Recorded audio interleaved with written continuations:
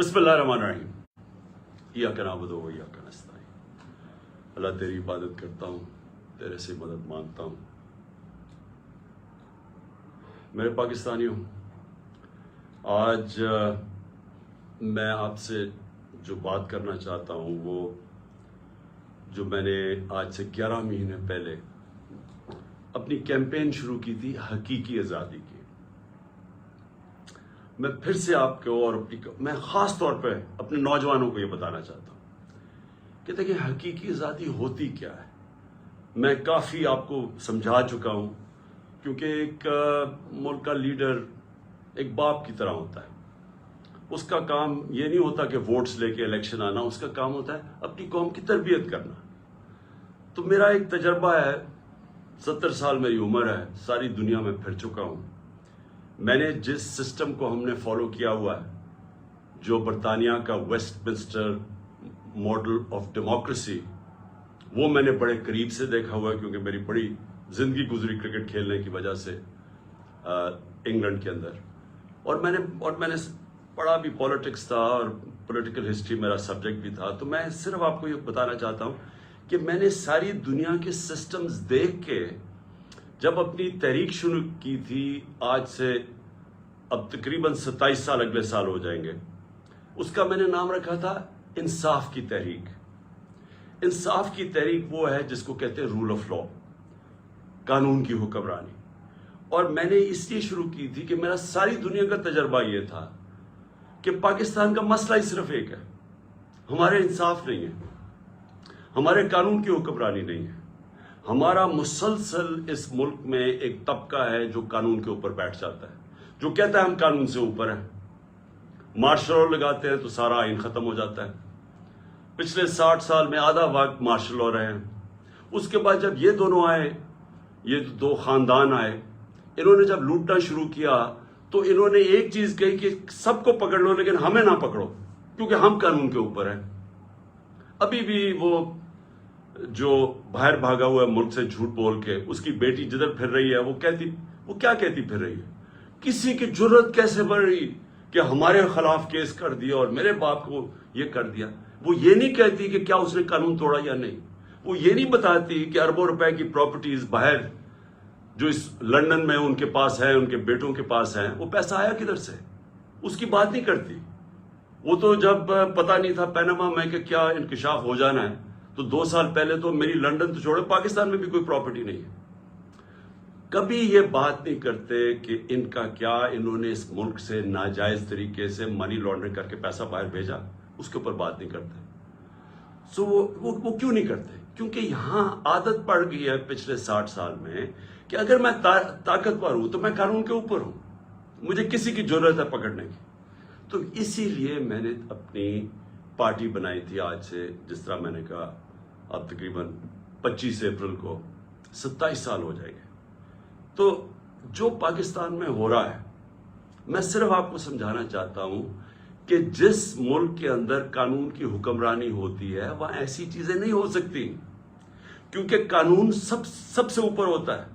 कोई कानून नहीं तोड़ सकता। ताकतवर को यह इजाजत नहीं देता उस मुल्क का कानून कि आप फैसला करें कि जी आप एकदम आइन तोड़ दें।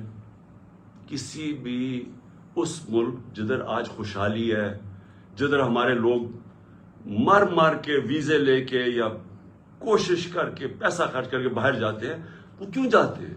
क्योंकि वो खुशहाल मुल्क है। वो खुशहाल इसलिए है कि वहां इंसाफ है, वह कानून की हुक्मरानी है।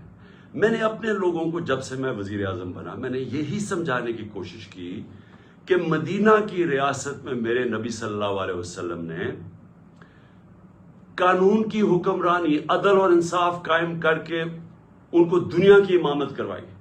जो बुनियाद रखी थी रियासत की, वो अदल और इंसाफ पे रखी थी। गुर्बत थी, पैसा नहीं था, बुरे हालात थे, मुहाजिर आए हुए थे जिनके पास सब कुछ छोड़ के आ गए थे।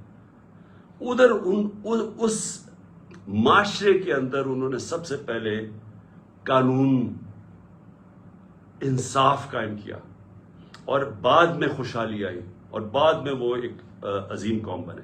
तो जो कानून की हुक्मरानी है या जो इंसाफ है, वो करता क्या है? वो इंसान को आजाद कर देता है। اور آزاد انسان کی پرواز اوپر ہوتی ہے. تو یہ یاد رکھیں کہ جو حقیقی آزادی ہے، ایک تو انگریزوں سے ہم نے آزادی لی. ابھی 23 مارچ گزرا ہے کل. 23 مارچ میں کیا ہوا کہ بہت بڑا ایک خواب، ایک ریزولوشن پاس ہوئی یہی مینار پاکستان میں، جس کو پہلے منٹو پاک کہتے تھے، کہ ہم نے ایک مسلمانوں کے لیے ایک ایسی ریاست بنانی ہے جو ان اصولوں کے اوپر کھڑی ہوگی جس کے اوپر پہلی مسلمانوں کی ریاست مدینہ میں قائم کی گئی تھی. اور سب سے پہلے جو قائد اعظم ہمارے لیڈر تھے وہ سب سے بڑے کانسٹیٹیوشنسٹ تھے، وکیل تھے، قانون کی بات کرتے تھے. تو آج میں صرف آپ کو بتانا چاہتا ہوں کہ جو پاکستان میں ہو رہا ہے، ہمارے سارے مسئلے اس لیے ہیں کہ طاقتور اس ملک کے قانون کو نہیں مانتا، وہ اپنے آپ کو قانون سے اوپر سمجھتا ہے، اور اس کی وجہ سے ہم آزاد نہیں ہیں، ہم غلام قوم ہیں. آزاد قوموں کے اندر کبھی بھی کوئی آئین توڑ نہیں سکتا. پاکستان کا آئین، پاکستان کے 5 سپریم کورٹ کے ججز واضح طور پہ کہتے ہیں کہ 90 دن میں الیکشن ہونا ہے، کیونکہ یہ آئین کہتا ہے. سپریم کورٹ کا کام ہوتا ہے آئین کو امپلیمنٹ کرنا. وہ اناؤنس کرتے ہیں، الیکشن اناؤنس ہو جاتا ہے 30 اپریل کا، کل بیٹھ کے فیصلہ ہوتا ہے. الیکشن کمیشن کہتی ہے کہ نہیں جی، ہم نے تو، ہمارے پاس پتہ نہیں پیسے نہیں ہیں یا پتہ نہیں سیکیورٹی نہیں ہے، اور ہم 8 اکتوبر پہ چلے گئے. تو یہ آزاد قوموں میں یہ ایسا نہیں ہو سکتا. میں جو آپ کے پاس آج یہ بات کرنے آیا ہوں، میں آپ کو سمجھانے آیا ہوں، یہ ہوتا ہے جب قوم غلام ہوتی ہے. کیونکہ جس ملک پہ آئین نہیں ہوتا اور قانون نہیں ہوتا، وہ ملک غلام بن جاتا ہے. اپنے ہوتے ہوئے ہیں پاکستانی اوپر، لیکن ہم غلام ہیں، ہم آزاد نہیں ہیں. اور یہی رکاوٹ بنی ہوئی ہے ہماری پرواز میں. ہم آج بیکاریوں کی طرح پیسے مانگ رہے ہیں دنیا سے، دنیا میں ذلیل ہو رہے ہیں. آج ذرا دیکھیں کہ حالات کیا ہیں اس ملک کے، کہ 11 مہینے سے جب سے حکومت آئی ہے امپورٹڈ، جو ہمارے اوپر مسلط کی گئی ہے، آج 6 اب تک لوگ آٹے کی لائنوں کے اندر کھڑے مر گئے. آج یہ حال ہے کہ پاکستان کی تاریخ میں وہ مہنگائی آئی ہے، اور یہ سارے ان کی پہلے سٹیٹمنٹس دیکھیں، ایک ہی چیز یہ کہتے تھے کہ جی عمران خان نے بڑی مہنگائی کر دی. آج پاکستان کی تاریخ کی سب سے زیادہ مہنگائی ہے، جس کو SPI کہتے ہیں، جو سینسٹیو پرائس انڈیکس ہے. اس کا مطلب کیا ہے کہ جو کھانے پینے کی چیزیں ہیں جو سینسٹیو ہے، جس پہ ایک گھر میں خواتین جانتی ہے کہ جو کچن کے لیے انہوں نے چیزیں خریدنی ہیں، آٹا، یہ سارے آج 47% پہ پہنچ گیا ہے. 47% پہ SPI پہنچ گیا، یعنی پاکستان کی تاریخ میں سب سے زیادہ مہنگائی ہے. جب ہمارا ملک بھی ٹوٹا، جب یہاں زلزلے آئے، یہاں سب کچھ ہوا، یہاں ہر کچھ ہوا، لیکن اس طرح کی مہنگائی نہیں آئی. ہمارے دور میں کرونا آیا، ساری دنیا کے اندر مہنگائی تھی، اس طرح کی مہنگائی پاکستان میں کبھی بھی نہیں آئی. اور آج جو آٹا، جو بنیادی ضروریات ہے ہر گھر کی، آٹا جو ہمارے وقت پہ 55 روپے کلو پہ تھا، آج کنٹرول ریٹ پہ 115 پہ ہے، اور بازار میں مل رہا ہے 155 روپے پہ. کون سی قیامت آ گئی کہ اتنے 11 مہینے میں آٹا آسمانوں پہ پہنچ گیا؟ تو یہ کس کو افیکٹ کرے گا؟ یہ عام لوگوں کو افیکٹ کرے گا. تو یہ کیا ہو رہا ہے؟ یہ اس لیے ہو رہا ہے کہ ہمارے ملک کے اندر انصاف نہیں ہے. جو بھی بڑا چوری کرے، جو بڑا ڈاکہ مارے، اس کو NRO مل جاتا ہے، یا بڑے بڑے کارٹلز بنے ہوئے ہیں، مل کے قیمتیں اوپر کر کے پیسہ بنا دیتے ہیں. ان کو پکڑ نہیں سکتا ہمارا قانون. ساری عوام غلام بنی ہوئی ہے تھوڑے سے طبقے کی، جو جب چاہے جو مرضی کر دے. تو میں سب سے پہلے تو یہ جو آئین کے اوپر آتا ہوں، کہ جو انہوں نے آئین کے اوپر واردات کی ہے کہ جی ہم 8 اکتوبر پہ چلا گیا الیکشن.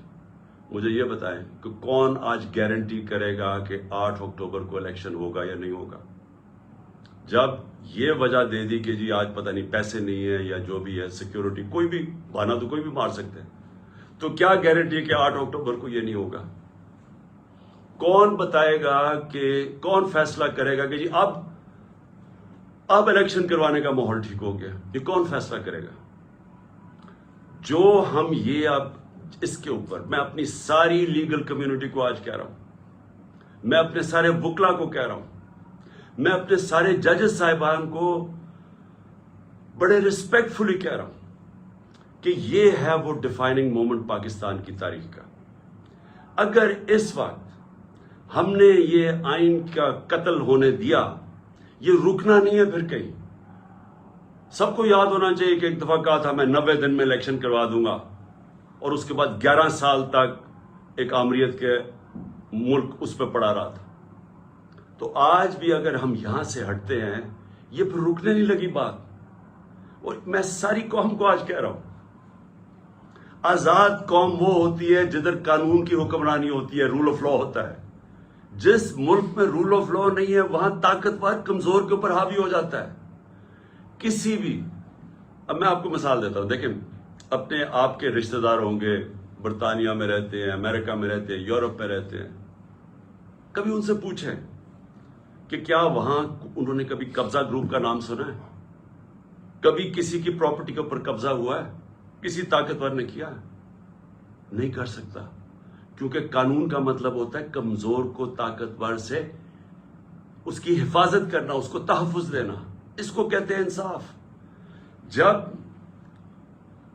حضرت عمر، حضرت ابو بکر، حضرت علی، ان کی پہلی سٹیٹمنٹ دیکھ لیں، جب وہ خلیفہ بنے پہلی سٹیٹمنٹ کیا تھی کہ کمزور اور طاقتور کو میں قانون کے سامنے ایک برابر کروں گا، یعنی انصاف قائم کروں گا۔ یہ بنیادی ضرورت ہوتی ہے قوم کی۔ انصاف ہی قوموں کو آزاد کرتا ہے۔ ان اربوں کو جنہوں نے میرے نبی صلی اللہ علیہ وسلم نے ایک قوم بنایا تھا، ایک قبیلوں کو ملا کے قوم بنایا تھا جس نے دنیا کی امامت کی تھی، اس کی بنیاد انصاف پہ رکھی گئی تھی، رول آف لا پہ۔ آج یہ جو سارے ملک خوشحال ہیں، یہ سارے رول آف لا ہے۔ تو جب آپ کے ملک میں رول آف لا نہیں ہے، لوگ آزاد نہیں ہیں۔ سب سے پہلے تو میں یہ بتا دوں کہ قبضہ گروپ ہے۔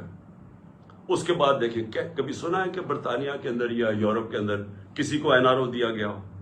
کسی نے پبلک کا پیسہ چوری کیا، اس کو این آر او ملا ہو؟ کبھی سنا ہے؟ کبھی سنا ہے کہ جو آج تحریک انصاف کے ساتھ ہو رہا ہے؟ رات کو پولیس ہمارے لوگوں کے گھروں میں گھستی ہے۔ پہلے انہوں نے 25 میں کو یہ کیا، رات کے 2-2, 3-3 بجے لوگوں کے گھروں میں گھسے، وہاں لوگوں کو اٹھا کے لے گئے، وہ عورتیں تھیں، ان کو ذلیل کیا، گالیاں نکالی پولیس نے۔ اب پھر وہی ہو رہا ہے۔ اب تک 1000 تحریک انصاف کے کارکنوں کو انہوں نے پکڑ لیا، چھاپے مارے ہیں۔ ابھی ملتان کے اندر وہ بیچارے افطاری پہ بیٹھے ہوئے تھے لوگ، پولیس نے افطاری پہ جا کے اٹھا کے لے گئے لوگوں کو۔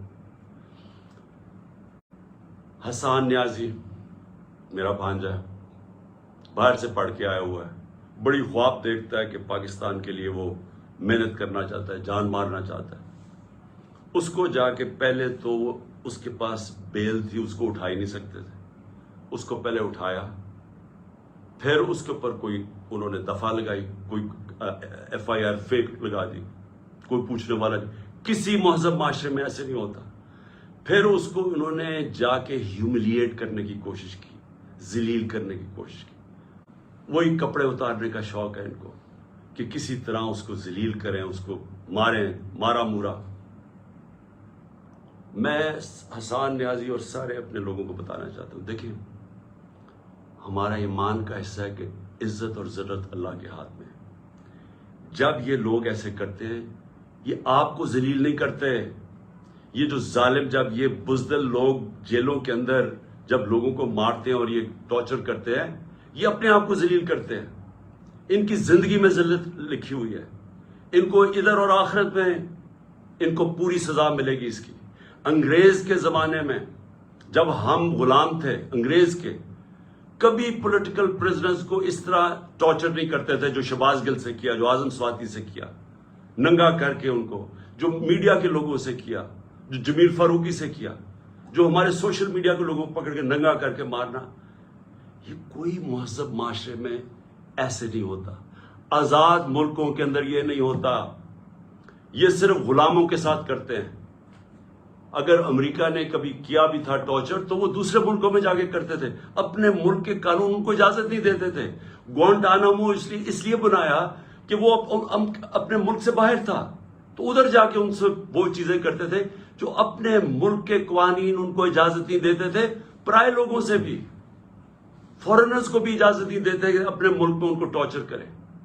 ہمارے اپنے ملک میں جو پولیٹیکل پریزنس ہے اور جس طرح کا ان کو رویہ رکھا ہوا ہے، یعنی میں کبھی اپنی زندگی میں نہیں سوچتا تھا کہ ہماری ریاست اتنی نیچے گر سکتی ہے۔ اظہر بشوانی نوجوان ہے، وہ سوشل میڈیا کا، اس کو اٹھا لیا، ابھی تک نہیں پتا کدھر ہے وہ۔ اس کے ماں باپ کی مجھے میسج، اس کے بھائی بیچارے مجھے ملنے آئے، غائب کر دیا اس کو۔ کیا اس کا قصور ہے؟ خوف پھیلانے کے لیے کہ یہاں ریاست ایسی ہے کہ آپ کو کچھ بھی کر سکتی ہے، تاکہ سب ڈر کے گھر میں ڈر کے رہے سارے۔ شاہد حسین انگلینڈ میں کامیاب بزنس مین، ایک پاکستان کی درد رکھتا ہوا کہ جی میں ملک کے لیے کچھ کرنا چاہتا ہوں، وہ یہاں کام کر رہا تھا، اس کو کل اٹھا کے غائب کر دیا، پتہ ہی نہیں وہ کدھر ہے۔ 1000 کارکن ہمارا اس کو جیلوں میں ہے، اس میں سے ایک نوجوان ہے فہد، وہ اسپیشل چائلڈ ہے، وہ ضلع شاہ کی طرح، وہ بھی ایک کیا اسے ہم کہیں درویش ہے، وہ یعنی اسپیشل چائلڈ ہے، وہ ملنگ ہے۔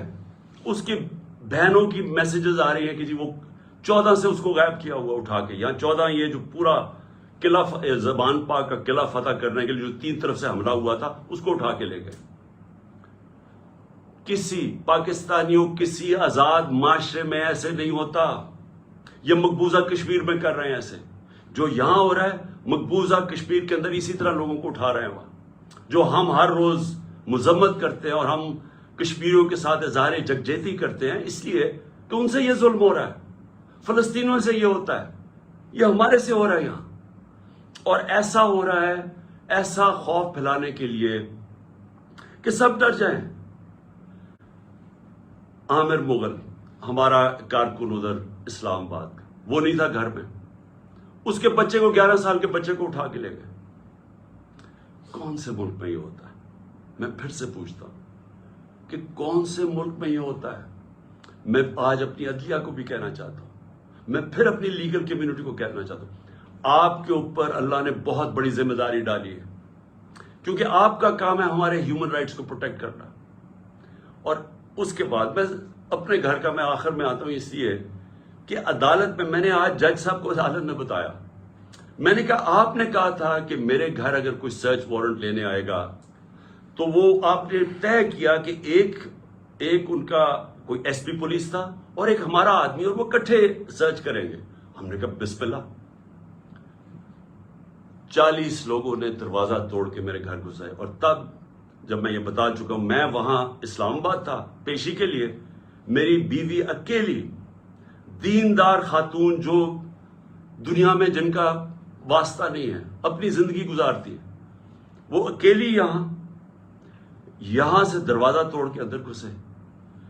40-50 پولیس والے کچھ چھتوں پہ چڑھ گئے، یہاں بےچارے جو لوگ ملے کچھ 4-5، ذرا دیکھیں وہ بےچارے ملازم، ان کو مار مار کے، ان کی چیخوں کی آوازیں آ رہی ہیں، کسی کا بازو توڑ دیا پکڑ کے، ایک کو بےہوش کر کے وہ نالی میں پھینک کے چلے گئے۔ یعنی انسان تو چھوڑے، درندے بھی یہ نہیں کرتے۔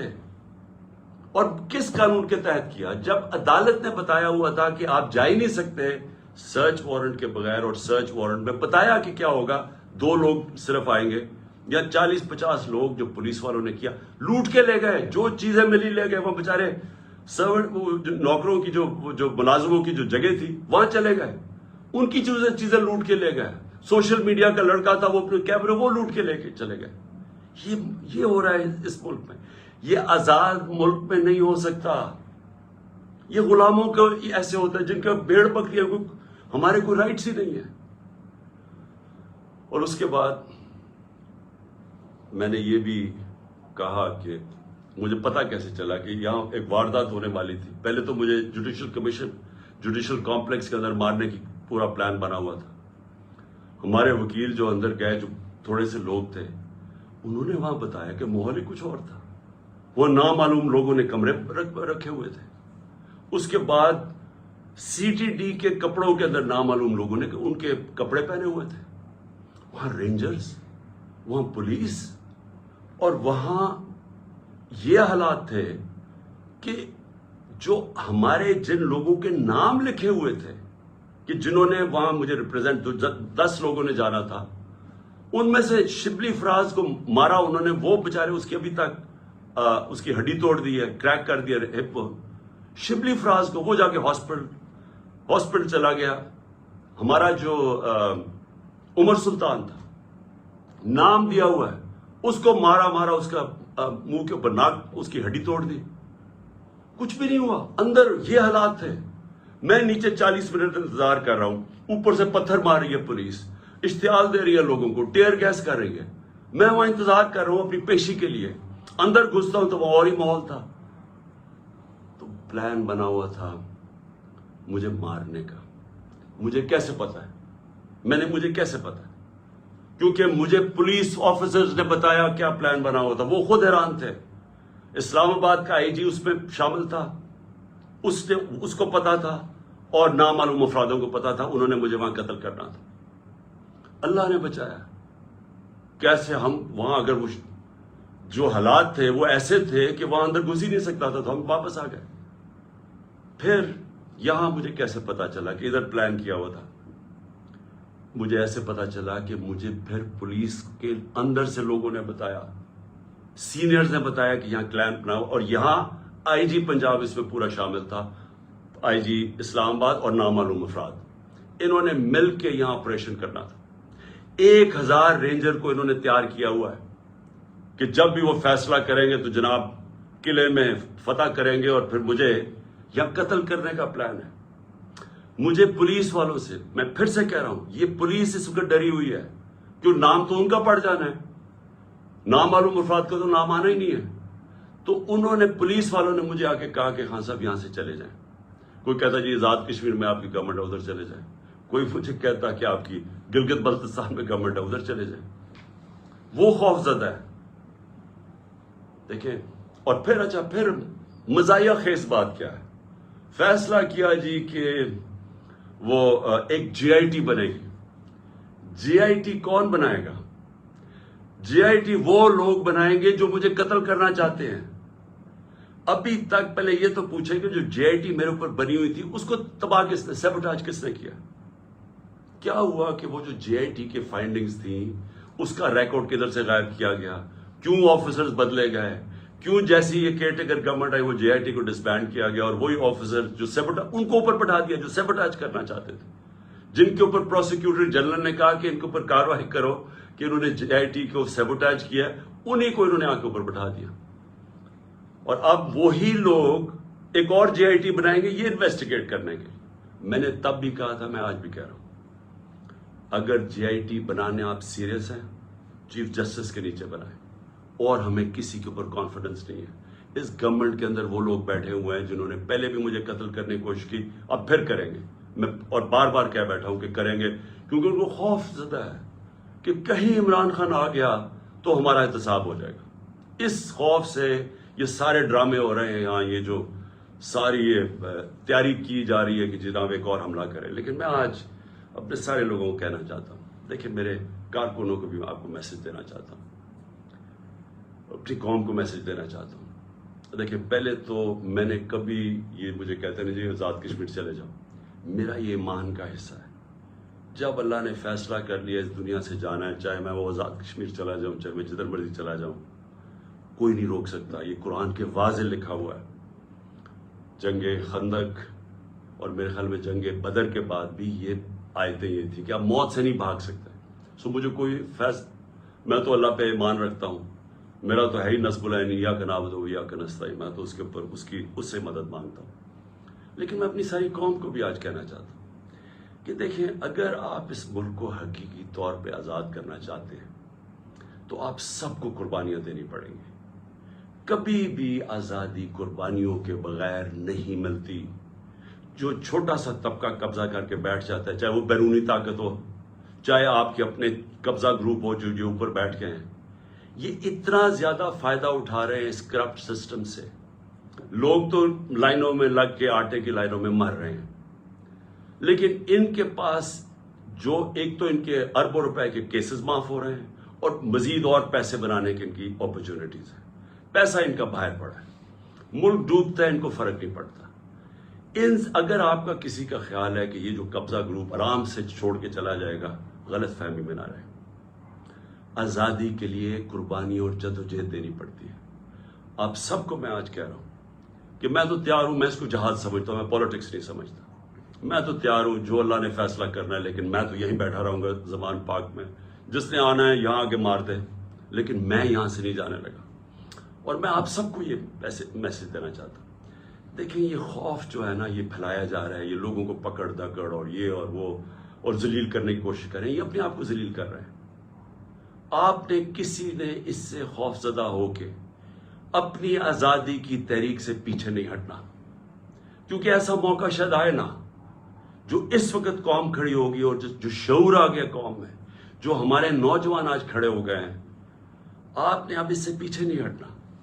یہ تحریک ادھر پہنچے گی جدھر ہم اپنے آپ کو ایسے ایک وہ پاکستان بنے گا جدھر ہمیں کوئی خوف نہیں ہوگا کہ ہمارے اوپر کوئی ظلم کر سکے, جدھر ہمیں ساروں کو, کمزور سے کمزور کو پتا ہوگا کہ کسی نہ کچہری میں, نہ تھانے میں, نہ کسی پٹوار خانے میں کوئی اس کے اوپر ظلم نہیں کر سکتا.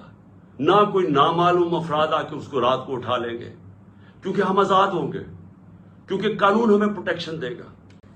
تو میں جو آپ کی اصل جو اینڈ میں آنے لگا ہوں, آپ نے اس سے کسی سے نہیں گھبرانا. قوم نے کھڑے ہونا ہے. ہم نے اپنی آزادی کے لیے آخری خون کے قطرے تک ہم نے لڑنا ہے. ہم نے پرامن طریقے سے مقابلہ کرنا ہے.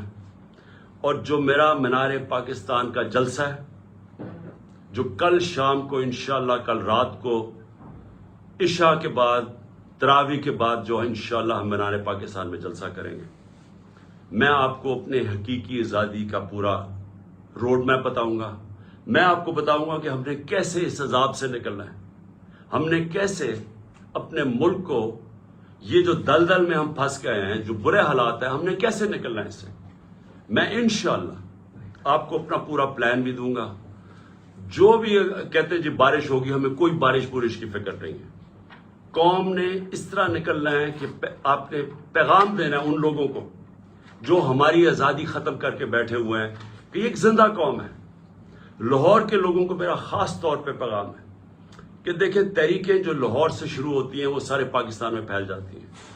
میرے سامنے 1970 میں لاہور میں تحریک شروع ہوئی تھی.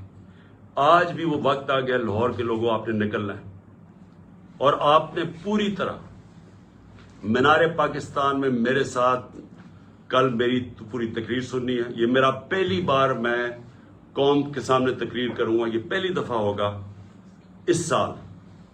یہ اس سال کا میرا پہلا جلسہ ہوگا.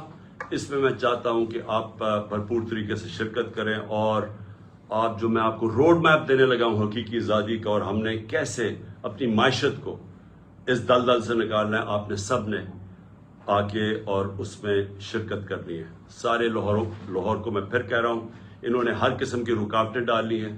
یہ پکڑ دکڑ بھی لوگوں کی اس لیے کر رہے ہیں کہ لوگوں تاکہ ڈرے, تاکہ لوگ آئے نہ, تاکہ ہمارے کارکنوں کو پکڑیں گے تو لوگ پہنچیں گے نہیں.